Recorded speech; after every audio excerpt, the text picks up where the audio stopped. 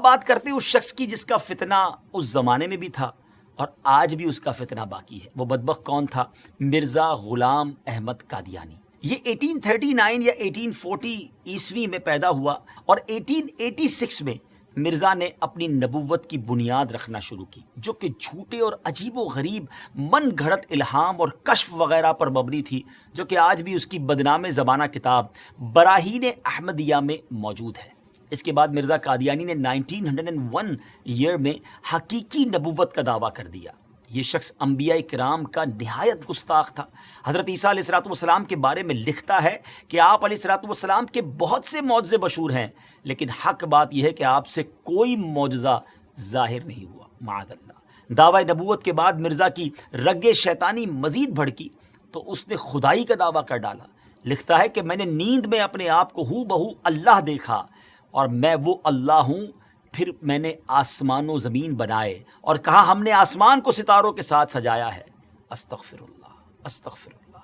دیگر جھوٹے نبوت کے دعوے داروں کی طرح مرزا غلام قادیانی نے بھی کچھ پیشن گوئیاں کی تھیں، مگر ان کا انجام مسیلمہ کذاب کی طرح ہی ہوا. چند باتیں بتاتا ہوں اس بارے میں کہ نمبر 1، اس نے اپنے لیے ایک لڑکے کی پیشن گوئی کی کہ کہا تھا کہ انبیاء کا چاند ہوگا اور بادشاہ اس کے کپڑوں سے برکت لیں گے، مگر اس کے ہاں لڑکی ہو گئی تو اس پر کہنے لگا کہ وہی سمجھنے میں غلطی ہو گئی ہے، اب کی بار جو بچہ پیدا ہوگا وہ لڑکا جو ہے وہ انبیاء کا چاند ہوگا. اس بار بیٹا تو ہوا مگر چند روز بعد ہی مر گیا. بادشاہ تو دور کی بات ہے، کسی محتاج نے بھی اس کے کپڑوں سے برکت نہ لی.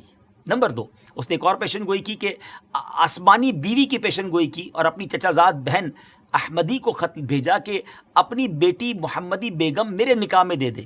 اس نے صاف انکار کیا، اس پر دھمکیاں دی اور پھر کہا کہ وہی آ گئی ہے، ہم نے تیرا نکاح اس سے کر دیا ہے، اور یہ کہ اس کا نکاح اگر تو دوسری جگہ کرے گی تو 2.5 یا 3 برس کے اندر اس کا شوہر مر جائے گا.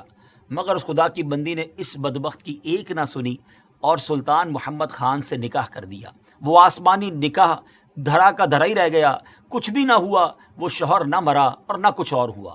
اللہ اکبر. ناظرین، جھوٹوں کا یہی انجام ہوتا ہے. بہرحال مرزا غلام احمد قادیانی نے قانون کا امتحان دیا، لا کا امتحان دیا، ٹیسٹ دیا، مگر فیل ہونے پر تعلیم سے اس کا دل اچاٹ ہو گیا.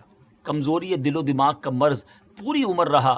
کئی بیماریاں اس کی زندگی میں اس کے ساتھ تھیں. 26 مئی 1908 میں یہ لاہور میں اس کو ڈائریا ہوا اور گندگی کے عالم میں. جی ہاں، جب اس کا آخری وقت آیا تو وہ واش روم میں تھا، گندگی میں لت پت تھا اور لوگ اس کی لاش کو دیکھ کر یوں سمجھیے کہ عبرت کا نشان اس کی لاش بن گئی.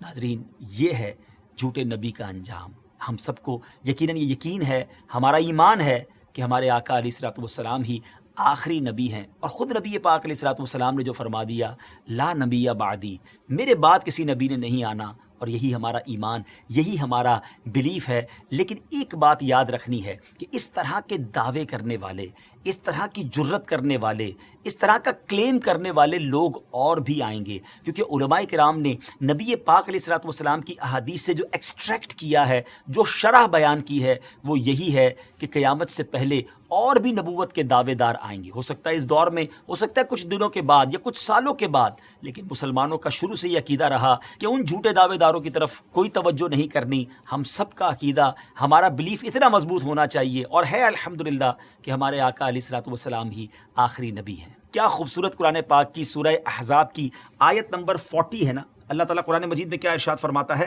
ما کان محمد ابا احد من رجالکم ولکن رسول اللہ وخاتم النبیین وکان اللہ بکل شیء علیما.